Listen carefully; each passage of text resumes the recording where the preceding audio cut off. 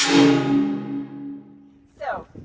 time for our Solidarity Awards, which we give intermittently to folks that have demonstrated their wonderful devotion to justice for working people in one way or another.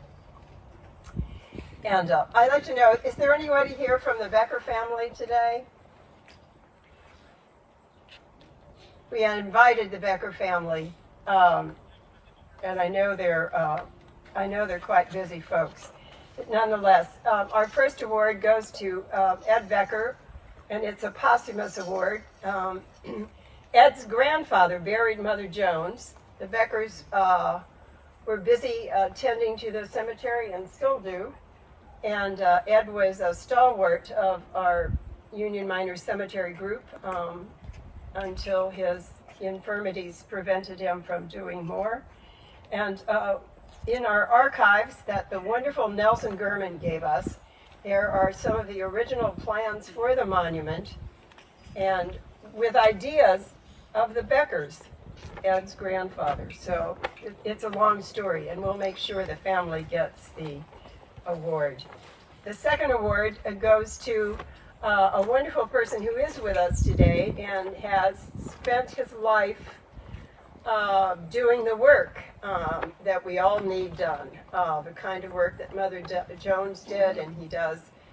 He continues to do with great skill and solidarity. Tim Dre. Oh, yeah. Very good, Tim.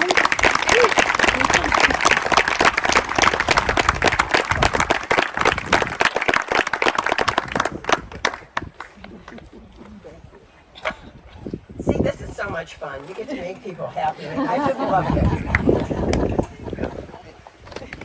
And our last award goes to another great friend of ours that we met probably about the time we met Mother Jones 7 or 8 years ago. Her partner in the Mythic Mississippi project had been on our board, and the project was just getting up and running, and we got this message, could they come down and get to meet us? And we did what we always do. We got everybody together, and we got goodies from the B&K Bakery, and we lined up in the museum, and we talked, and we talked, and we talked, and we continue to talk all these years and do incredible collaborative programs together. This award goes to Helene Silverman, who has brought us into the wider world of collaboration and acceptance, who has embraced all of the ideas that we struggle to accomplish here, and who has been our great partner and great colleague. And I would like her to say a few words today, please. Helene. Thank you.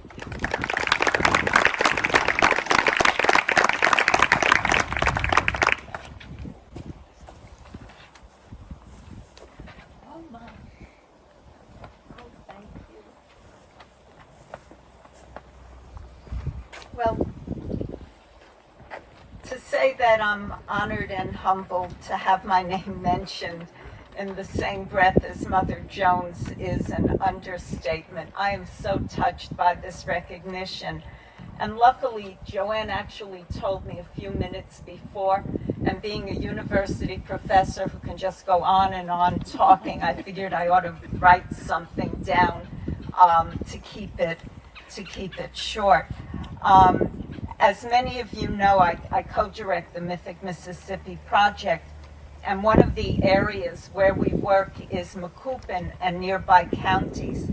And over the past 5 years, interrupted by COVID, of course, we've been building an understanding of how coal towns, your communities, activate the legacy of your extraordinary labor history, and how you're creating communities with strong local identity, sense of belonging, and shared heritage. Working with you is one of the most meaningful experiences of my professional and personal life, and I'll just tell you that I'm an archaeologist who worked for decades in Peru, and I really didn't have meaningful conversations with the dead bodies and potsherds. So it is wonderful to be dealing with the living. Over the years, you've become my friends, colleagues, and collaborators, as well as an inspiration. I've seen how tirelessly you work to expand and share knowledge about the dramatic events that took place here, and how you and your communities have overcome challenges, both when the coal mines were operating and since they've closed. It's you who carry on the work of Mother Jones, General Bradley, and the other heroes of the unionized coal fields. The financial support from the University of Illinois, combined with your commitment and our shared enthusiasm, has produced results. We've inaugurated the major historical marker at the entrance to this magnificent cemetery, so it's just straight down there. And we erected a historical sign marking the original burial site of Mother Jones, and it's right behind our cameraman, right over there. And at City Hall in Mount Olive, we installed a large sign describing the labor history of Mount Olive, which also highlights the Union Miners Cemetery. And in the Mother Jones Museum, we're about to hang a large-scale version of this poster, which recognizes the injured miners of the coal fields here, and it features Scott Thomas, currently the president of Local 1613, and Denny Skeldon, who's the longest-serving union president. And in addition to that,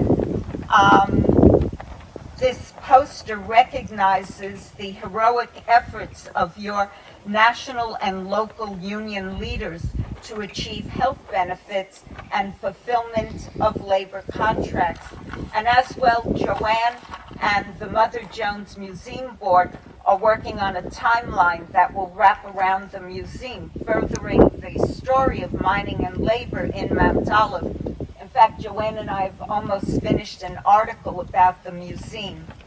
And the project works with Gillespie's Coal Museum, Library, and Street Signage Program, all of which complements the Mother Jones Museum, Mount Olive, and of course the Union Miners Cemetery. So this is just a printout of what will be a 2 by 3 foot plaque on the exterior of the Coal Museum in Gillespie about the history of the Superior Coal Company. And Gillespie is getting a different version of this poster about honoring disabled coal miners then and forever with the heroes of the United Mine Workers of America.